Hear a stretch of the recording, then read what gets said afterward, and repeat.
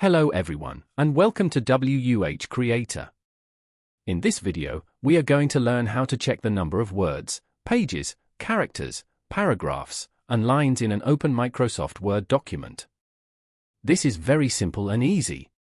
First, go to the status bar at the bottom of your MS Word window. There, you will see the Words option. Simply click on it.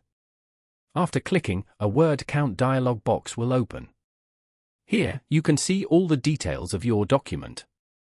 It shows the total number of pages in your document, the total number of words, the total number of characters without spaces, the total number of characters with spaces, the total number of paragraphs, and the total number of lines. You will also see a checkbox option called Include textboxes, footnotes, and endnotes. If you want MS Word to count the text inside text boxes, footnotes, and endnotes, simply tick the checkbox.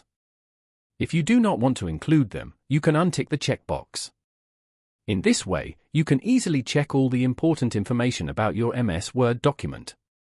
If you found this video helpful, please like this video, share it with others, and subscribe to WH Creator for more useful tutorials. Thank you for watching.